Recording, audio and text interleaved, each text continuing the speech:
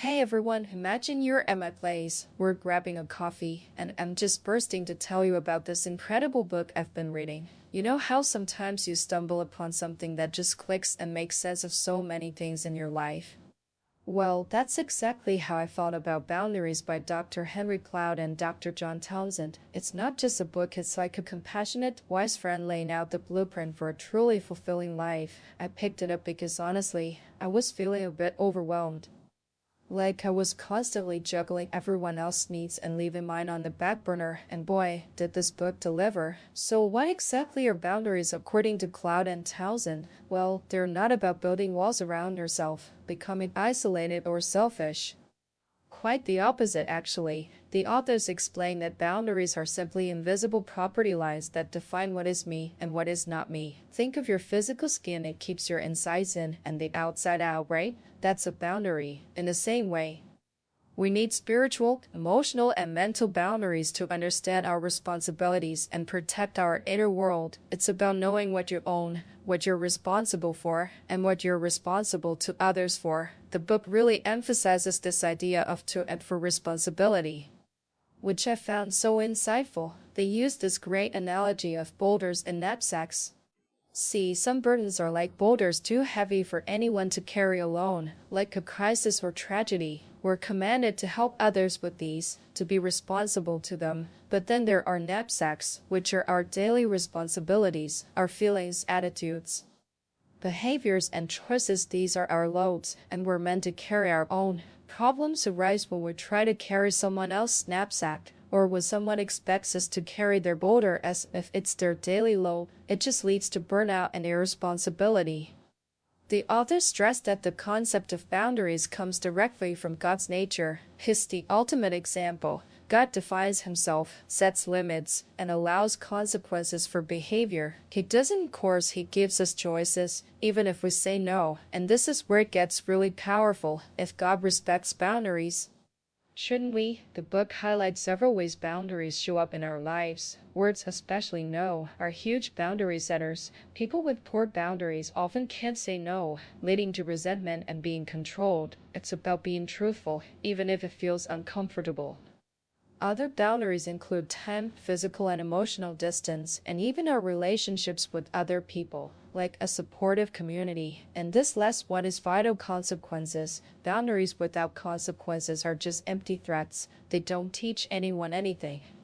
It's like the law of sowing and reaping. If you sow laziness, you reap hunger. Interfering with this law by constantly rescuing someone actually enables their irresponsibility. Now, you might be thinking, this sounds great, but where do our boundary problems even come from? And that's a brilliant question the book dives deep into. It explains that our boundary abilities aren't inherited, they're developed from childhood. And many of us had boundary injuries growing up. For example, if your parents withdrew their love or became hostile every time you tried to assert yourself or say no, you learned that setting boundaries was dangerous. This can lead to different boundary problems in adulthood. The book categorizes these common boundary problems, and you might recognize yourself or people you know in them. There are complaints like Sherry in the book's opening story who say yes to bad things out of fear of hurting others' feelings, fear of abandonment, fear of anger, or even fear of being seen as selfish or unspirited. There are people pleasers, and it leaves them resentful and drained. Then there are avoidants who say no to good things. They struggle to ask for help or let others in, treating boundaries like walls instead of fences with gates. They might see their own needs as shameful. It's particularly tough if you're a compliant avoidant, always giving but unable to receive. On the flip side, we have controllers who struggle to respect others' boundaries. They try to manage others' lives because they don't want to take responsibility for their own. These can be aggressive, running over people like a tank, or manipulative, using guilt or cleverness to get their way. And finally, there are non-responsivers who don't hear the needs of others. They neglect their responsibility to love and connect, often because they're critically self-absorbed or project their own hatred of needs onto others. It's fascinating how these types often attract each other, forming relationships where a compliant avoidant marries a controlling non-responsive, a perfect storm of dysfunction. So, how do we fix this? The book provides 10 laws of boundaries, which are like guiding stars. Beyond sowing and reaping responsibility and power, there's the law of respect. We must respect others' boundaries to have our own respected. And the law of motivation is huge. True service comes from freedom and love, not from fear or guilt. It's more blessed to give when it comes from a cheerful heart, not when you feel compelled. I love how they explain that boundaries don't cause anger. They simply expose the old anger that's been building up from past violations. It's like an internal radar finally turning on. A question I often hear is, but won't setting boundaries hurt others or make people abandon me? This is a really common fear, and the book tackles it head-on by addressing common myths. Myth 4, if I set boundaries, I will hurt others, is a big one for many of us, but the authors explain that boundaries are defensive tools, not offensive weapons. They prevent your treasures from being taken at the wrong time. It might cause discomfort for others, but it doesn't cause injury if they're responsible adults. They'll just have to find other ways to meet their needs, which is actually good for them. And regarding abandonment, the book wisely says that boundaries are a litmus test for the quality of your relationships. If telling someone no causes them to leave, it often reveals that the relationship was based on your compliance, not true love or respect. That sounds harsh, but it's actually liberating. It clarifies whether there was true connection to begin with. The path to healthy boundaries isn't easy.